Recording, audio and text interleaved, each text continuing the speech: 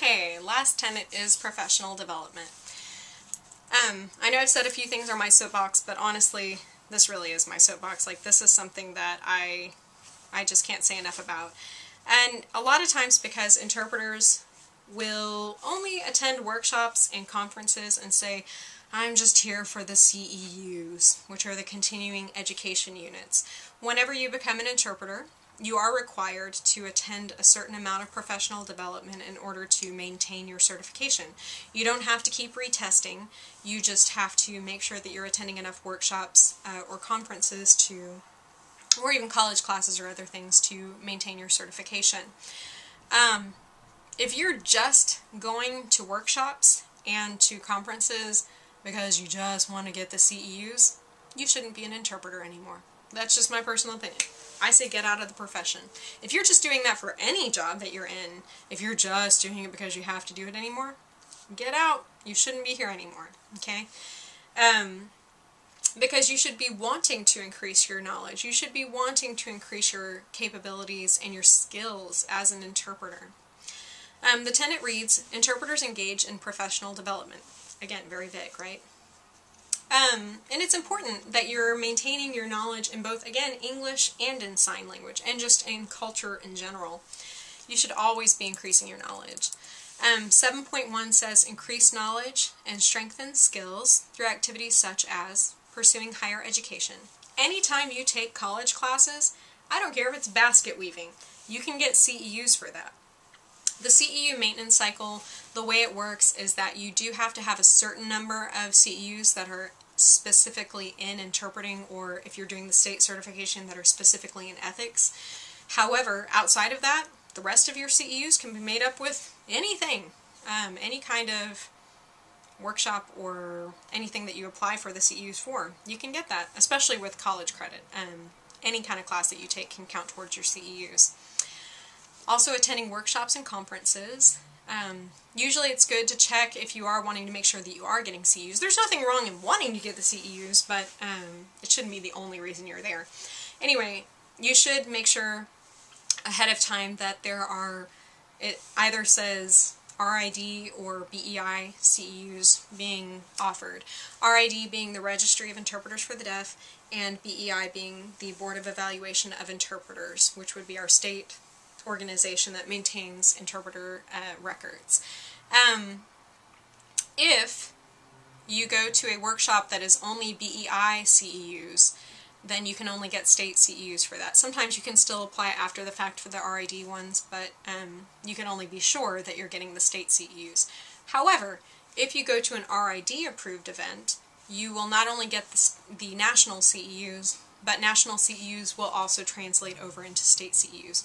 So the state will accept the national, but the national won't always accept the state, if that makes sense. So just be aware of that. If you look at my member form right now on the RID, I have a ridiculous number of CEUs. I am a workshop junkie. I will go to anything because I'm always trying to learn more.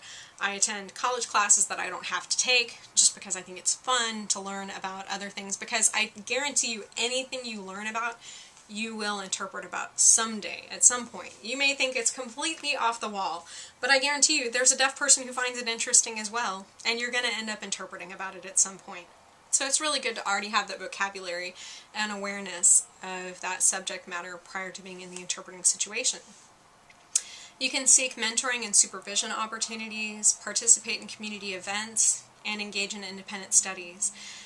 It's really important that even if it's something that you disagree with, like for example, a lot of people disagree with cochlear implants. But again, I guarantee you that at technology conferences and other things that you may end up interpreting, those subjects might come up, and so it's very important that you stay abreast of all of these developments, especially those that are relevant to the deaf community, so that you know how to interpret them.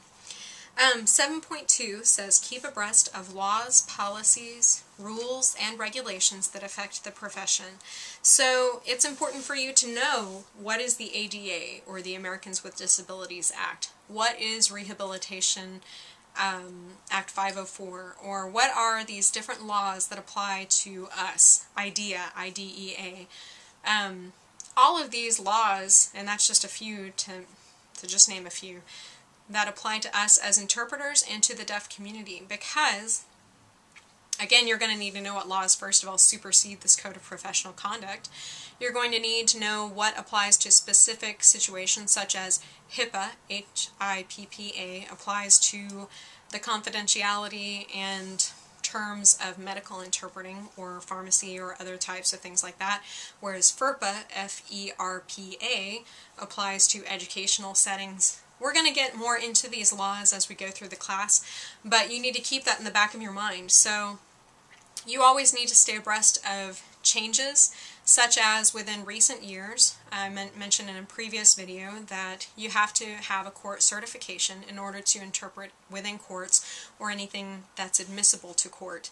And that's actually a very recent thing, and that's also, it's good to know that that's a state law. So if I interpret in another state, I can't name a state to be certain, but if I interpret in another state, that may not be the law there. However, in Texas, you have to have court certification to work in a court or with things that are admissible, like Miranda rights to court. Another law here in Texas that is particular to us is that you have to have a certification in order to work in K through 12 settings. So it can be state or national, but I have to have interpreter certification in order to work in K through 12. That was a law that came out back in, I can't remember if it was 2007, but it wasn't that long ago in the terms of relative history of interpreting. So in the state of Texas, and this may be on one of your tests, so it's good to know, two of the laws that are particular to Texas are that you have to have a certification, court certification to work in court, and that you have to have a certification, whether it's state or national, to work in K through 12. Other than that, there are many other laws that apply to our profession, and we will get into those in later chapters, but just keep that in the back of your mind. Again, lots of stuff in the back of your mind right now, rolling around. But as we move on to other topics, it's good for you guys to know that information. Alright, that's it as far as the Code of Professional Conduct is concerned. You are going to be using this a ton during our ethical scenarios that we're going to be discussing from week to week.